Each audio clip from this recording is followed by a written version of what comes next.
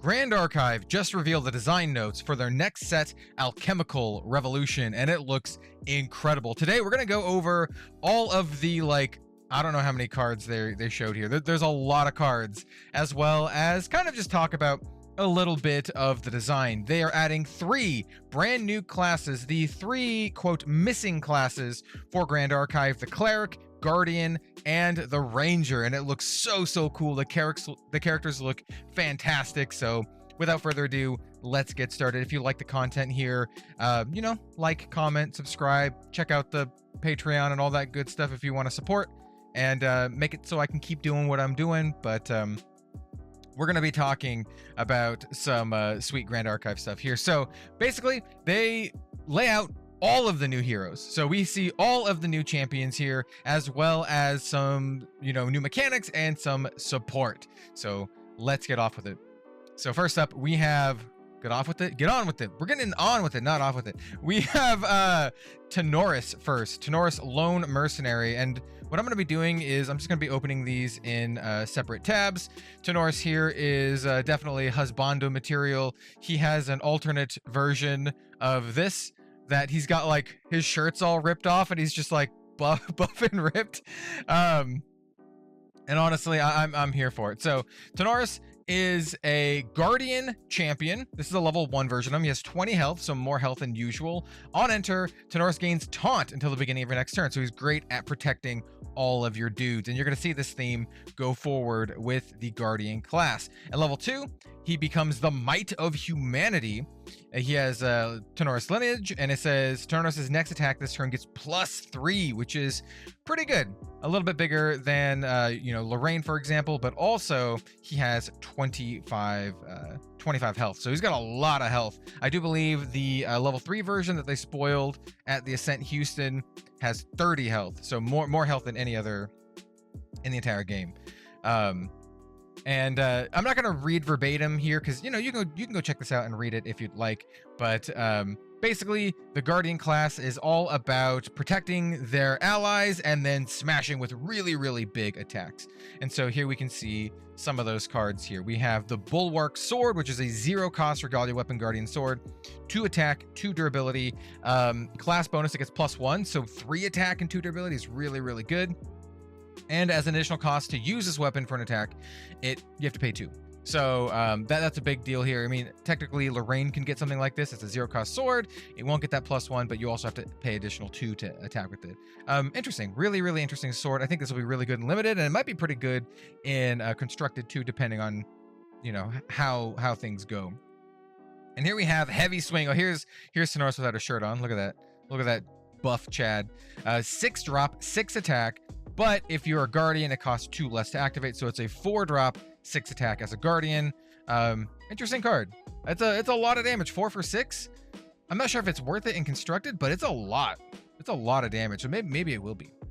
And here we have some more cards that take advantage of the defensive capability of Guardians. We have Take Point, 2 cost. Guardian skill, your champion gains taunt until the beginning of your next turn, and it has floating memory, so another way just to give your champion taunt and make use of that.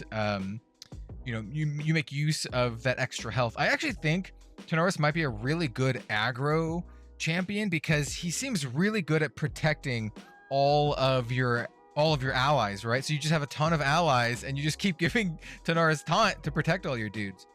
I don't know. And then you can use something like Blanche to protect them from ability damage or spell damage or stuff. I don't know. Next up, we have Martial Guard, 2-cost Guardian skill reaction, fast. The next time target unit would be dealt damage this turn, prevent 2 of that damage. Class bonus, level 2 plus floating memory. So once again, another way to protect your dudes. Pretty sweet. And then finally, we have the Armored Valkyrie. So we definitely going to have a lot of waifu action here in this set. There's a 3-drop 2/2 with Steadfast, which means this ally can retaliate while rested and doesn't rest to do so, which is really interesting. And 3 cost for a 2/2 is pretty good stats for Grand Archive, but also as long as it is retaliating, it gets 2+2 attack, which is pretty sweet actually. So it's gonna be really annoying to kill. This is like a really annoying unit. So yeah, I think it looks like they're kind of like making a lot better allies, to be honest. All the allies I've seen so far from this set are like really good. That's a class bonus to for the retaliate, but still. And she's a guardian automaton, which is a new unit type. Next up, we have something that says something worth protecting. So we have more of the excellent waifus here. This is Imperial Recruit, 2 cost, 1/3, with a new mechanic that says Foster. And Foster says at the beginning of your recollection phase, if this ally hasn't been dealt damage since the end of your previous turn, it becomes fostered. And if it is fostered, it gets +1 attack. So fostered is just like a state of being, right? So once it becomes fostered, it's fostered, and as long as it's fostered, it gets this effect here, and it gets that +1 attack. This actually seems like a pretty good unit, right? Like a 2-drop 2/3 in Grand Archive is like insane. Like just a 2-drop that has 2 attack at all is just kind of insane. So I don't know. This Foster seems pretty good. And then we have another Foster card with the Recruitment Officer, another card with beautiful art. This is a 1/3 for 3 with class bonus Foster. And then if you foster it, which means that if it hasn't taken any damage during, since you played it during the recollection phase, you get to look at the top 5 cards of your deck, and you can reveal an ally from among them, put it into your hand, put the rest on the bottom of your deck in any order. This card seems really, really good. Seems to slot right on in with that Wind Allies deck that a lot of folks are playing. Now, once again, the art's good. Just an uncommon too. Next up, let's talk about the Cleric. And I know a lot of people, this is going to be their favorite new champion. She's my second favorite. This is Arisana, Herbalist Prodigy, and she is the new Cleric. And Clerics have a brand new mechanic where they care about these, and these are tokens. They're new tokens, and well, we'll show off her ability and then talk about what the tokens actually mean and actually do. So Arisana, she has 19 health. On enter, gather twice, and to gather, it says summon a Blight Root, Mana Root, a Silvershine, Freesia, Razorvine, or Springleaf token at random. So 1 of 6. And what they've done is they've actually already numbered the tokens here with dice. So you can, just roll a dice, and you get a 3. Roll a die. You get a 3, you get the Silvershine. And so what do they do? Those are tokens. There are all Cleric, Herb, Catalyst, and then whatever. So root or flower or leaf, I suppose. And they have an effect. So like the Blight Root is sacrifice Blight Root, champion gets +1 level until end of turn. Mana Root is sack it, champion gets +1 level until end of turn. So these two are pretty darn close. Oh wait, they all are. They only have 3 effects. So these two have the same effect. Silvershine and Freesia have the same effect, and then Razorvine and Springleaf have the same effect. So root, flowers, and catalyst and leaves all have the same effect. So the flowers all recover 1. And the Razorvines all say put a card from your hand on the bottom of your deck if you do draw a card. So a nice little like card selection there. And so when she enters, you gather twice. So you get 2 of them at random. And then her level 2, which is like, look at that art. She has 22 health, lineage, and then on enter, gather twice again. And then at the beginning of your end step, you can sacrifice 2 herbs with the same name if you do draw a card, which seems like really good. And that's an inherited effect too. So yeah, I like the draw engine here. She is just an awesome looking character as well. So yeah, very, very much dig it. Seems really, really interesting. Here we have some cards that synergize with all of that. So here's a Potion of Healing, which is another new keyword, Brew, which is 2 herbs. So you can sacrifice the listed objects rather than pay the reserve cost. So instead of paying the cost, you sack any 2 herbs. And the cards have the type here. So you have like root, leaf, flower. I do believe they're all herbs, right? Cleric herb, cleric herb, cleric herb. They're all herbs. So it doesn't matter if it's a flower or a root or whatever. They all count as herbs. Anyway, what it does is sack the healing potion, recover 5, which is just you heal 5. And yeah, any class can use this, which is interesting. And this is a main deck card, not like a material deck card. And then we also have another potion. This is the Essence of Blizzards. Once again, it also has brew, but this one's different. This has 1 adjuvant and 1 catalyst. And if you have both of those, then you can play this without paying its cost. Do we have... Yeah, so we do have different ones. So like Cleric Herb, Catalyst Root, Cleric Herb Adjuvant Root, Cleric Herb Catalyst Flower, Cleric Herb, and so forth. Okay. So if you have one of each, you can sack them and then play this. And it says, sack Essence of Blizzards, deal 1 damage to target unit. If the unit is rested, deal 1+ level damage to it instead. Until end of turn, allies enter the field rested. That seems really good. That seems really, really good. This seems great and really annoying for like aggro decks. All right, let's move on. Here we have some cards that also synergize with more potion strats. So this is Potion Infusion, Frostbite, 1-drop, action Cleric spell. It's fast. Rest a potion. If you do, it gains on sacrifice, rest target unit. The next time that unit would take damage from a water element source this turn, it takes that much damage +4 instead. So you combo that with your Essence of Blizzards, and then you get that bonus if it's rested, and the bonus if it's a water thing, and you know you're very happy. Next up, we have the Wild Growth Elixir, 3-drop, brew, 2 herbs, and it says at the beginning of your recollection phase, put an age counter on Wild Growth Elixir, and then you sack it and put X buff counters on target ally, where X is the number of age counters on it. So basically, you want to play this really early, and then crack it to give one of your allies just to make it just absolutely chonky. So yeah, cool. I dig it. I think this will be really good in like limited formats, maybe good in constructed too. But I just really love what they're going with in the flavor of this, with the potions and the brewing and the herbs and stuff. It seems really flavorful and really, really cool. And then we also have some memory manipulation with the Clericness. We have Scale of Souls. This is a 0-drop Regalia item, so it's one from your material deck. Class bonus, Balance. At the beginning of your recollection phase, if the amount of cards in your hand and memory are equal, recover 2. Balance is a new well, no, it's not a new. We've seen Balance before. It's just keyworded here. And for 2, so you pay a cost of 2, and then you rest this, return a card from memory to your hand. So I don't know. It's interesting. That lets, you know, it feeds into its top ability to get that recover. It's a 0-drop, so you know that's not bad. Here we have Stream of Consciousness. This is a fast action Cleric spell. Class bonus, memory 4+. So this is the new mechanic that I wanted to mention. There's some new mechanics that care about how many cards you have in your memory. So if you're a Cleric and you have at least 4 cards in your memory, you get the bonus. So you get a Glimpse 3. And the other effect is just draw a card into your memory. So pretty good. This seems like a really good card. I love like the card draw like this. It's not exactly card draw because it draws into your memory, but it's like a delayed kind of card draw. And then we have Fanatical Devotee artwork. Perfect. So 3-drop, 2/2, memory 4+. So if you have at least 4 cards in your memory, she gets +1, which is honestly pretty good. And then class bonus on death. So if you're a Cleric or Tamer, she's a Cleric Tamer automaton. Look at that. She's got a cat. Look at that robot cat. On death, you may banish 2 other fire element cards in your graveyard. When you do, deal 3 damage to target champion. This card seems really, really good in an aggro Cleric Tamer style deck. Really good. She's just an uncommon. Beautiful, absolutely beautiful card. So yeah, I'm digging what the Clerics like laying down. But you know what I dig more? This, all of this. This is what I'm here for.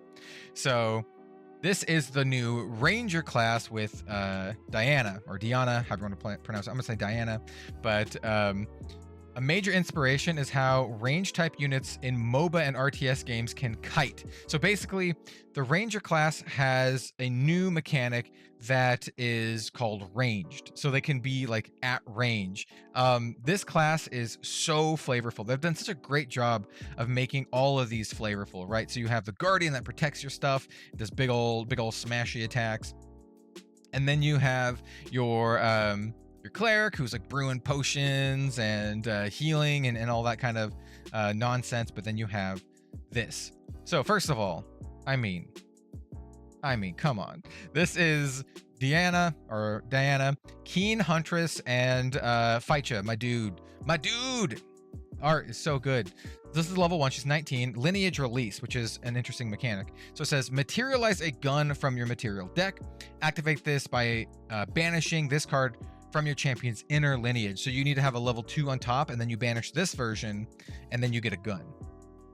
She's packing. And then we have the level 2, Diana Deadly Duelist, 22 health, Diana Lineage. On enter, materialize a bullet from your material deck. You still pay its costs. and this one has inherited effect ranged 2, and we'll talk about what ranged means in just a second. I do want to mention this says materialize a gun from your material deck. It doesn't say you have to pay for its cost, and this one says you do have to pay for the cost of the bullet. So I'm curious if you don't have to pay for the cost of the gun here. Yeah, okay, so here we have guns and bullets. And I am going to read this part because this might be confusing to some folks because it's a little bit more complicated. So it says, guns are a type of weapon that must be loaded in order to be used for an attack. As an additional restriction, attack cards can't be used in conjunction with gun weapons. So guns kind of have, stuff baked into it. Whenever a gun is used for an attack, all of its loaded cards are transferred to the attacker's intent, where that card's stats and abilities are considered for the combat phase. Bullet is also a new subtype that has unique rules to it, such that bullets have power stat, whereas other items don't. Bullets can be loaded into guns and shot. If the bullet is a regalia, it might have a renewable keyword, which sends the card back to the material deck if it would enter banishment from intent or field. Intent is kind of like their word for like the stack or whatever. All right, so we have, gotta close the lovely Diana's there. So we have the Seeker's Rifle, 0 drop, Ranger gun, has 1 attack and 2 durability, class bonus, True Sight, class bonus, Spell Shroud, and also on kill, you may pay 2.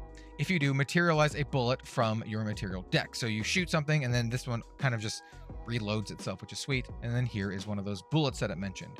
This one is a material deck bullet. It's a regalia item, a ranger bullet. Has renewable, which says if this card would be banished from the field or an intent, put it into the owner's material deck instead. And then you can rest it to load plated bullet into target unloaded gun weapon you control, and has an attack of 2.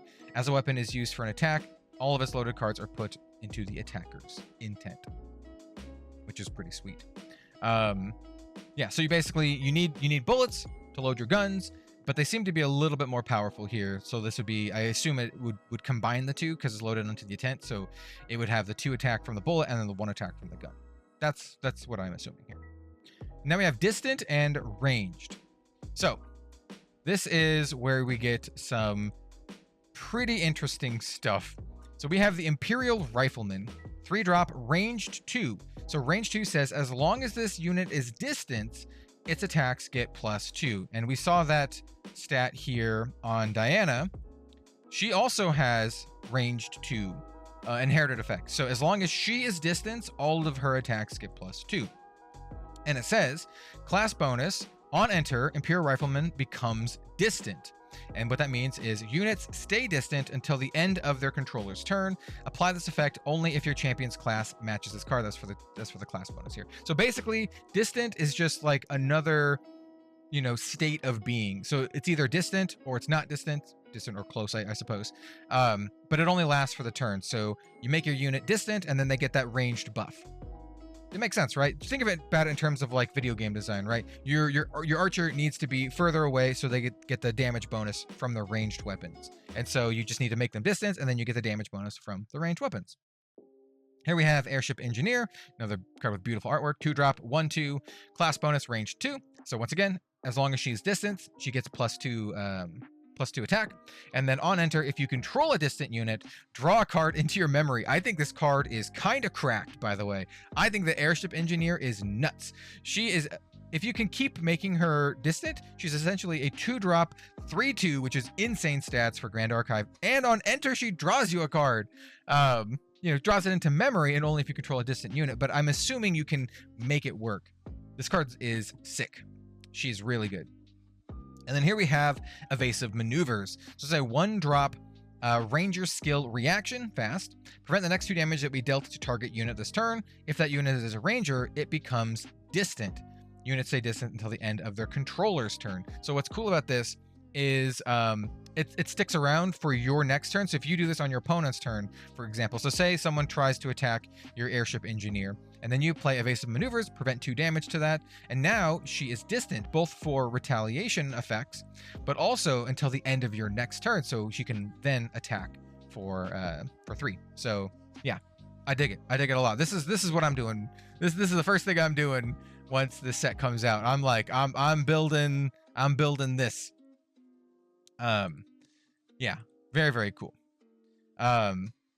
And then we also have some other cards that synergize with all of this stuff. So we have Rapid Reload. It's a 3 cost, but it has efficiency. So, you know, level less for each, or cost less for each level you have. And it says just materialize a bullet card from your material deck. So this is just a fast speed way to get just a bullet back. And if you're level 3, boom, it's free. Yeah, pretty simple card. Now we have the Supply Drone, which I think seems pretty sweet. So there's a 3-drop 0/4 Ranger Automaton. Class bonus at the beginning of your Recollection phase. Materialize a bullet card with memory cost 0 from your material deck. That seems really good. You just get a bullet every turn with this. It's a 0/4. It seems pretty good. And then we have Freezing Round, which is another bullet. So this is a 2-drop bullet. This is not a material deck card. This is a main deck card. Item Ranger Bullet and attack at 2. Load Freezing Bullet into target unloaded gun weapon you control. On champion hit, that player banishes a card at random from their memory. It seems really good. Return that card to the memory at the beginning of their next end phase. And then it has Floating Memory. Seems pretty good. Yeah, seems pretty good. I dig it. And then there's that. That's the conclusion. We hope players are now well informed about each of the upcoming classes. Oh, I'm really stoked. I cannot wait to play this and to just to play with all of the new stuff. There's going to be another design notes. So it says, as we get closer to the release, we are releasing another design notes, which covers the new advanced elements, Astra, Umbra, and Neos. Oh, they're so cool. I cannot wait. But not only that, dear Rogues Gallery person out there, they have spoilers, their spoiler schedule all laid out. And as you can see here, we are kicking it off. So on Monday, October 23rd, we have an official spoiler card for, well, spoiler cards. I'm going to be showing more than one for this set. My card is awesome. They could not have given me a more perfect card. Let's just say it that way. She is top S tier waifu material. So stay tuned for that. That's all I'm gonna say here. But very, very cool. I'm looking forward to this set so much. I think Grand Archive is absolutely crushing it out there with the card designs, with the art. It just looks so much fun. And before we go, I do want to give one more announcement. So if you don't know, for the first Grand Archive set for Dawn of Ashes, I hosted a starter deck event on my Discord. It is a webcam event. I'm not going to call it a tournament because your wins don't matter. It is a casual level starter deck event designed to get players, you know, into Grand Archive and to teach them how to play and just have a fun time, and you'll get prizes no matter what. We're doing that again with Alchemical Revolution. We will have official Grand Archive prize support from the Weebs of the Shore team. And it's going to be all Alchemical Revolution starter decks, unmodified. And I'm not sure the entry pricing yet. And I'm still kind of setting this up. We have a little while. This set doesn't drop for a little bit. But we're going to be doing it. It's going to be in the Rogues Gallery Discord, so definitely go join the Discord down there. There are people in there who play Grand Archive every single week. One of my favorite games, and we're going to be doing the starter deck event for Alchemical Revolution. So you have to play as either Tanaris, Arasana, or Diana, and you can probably guess which one I will be playing with, though. I don't know, I might mix it up. The way we did it last time, by the way, is, like I said, non-competitive prizing. Everyone who plays all 3 rounds gets prizing, period. I don't even care what your win-loss record is. It does not matter. The goal is to just play as much Grand Archive as you can within the allotted time limit. It is to learn how to play the game and to just have a fun, casual event. We'll have bigger prizes. Will be auctioned, or not auctioned, but randomly drawn at the end. Stuff like play mats and deck boxes and that kind of stuff.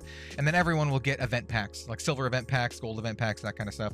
Once again, not sure exactly how it's gonna go down, but we're doing it again. It was a huge success last time. We had 40 people. It capped out pretty quickly.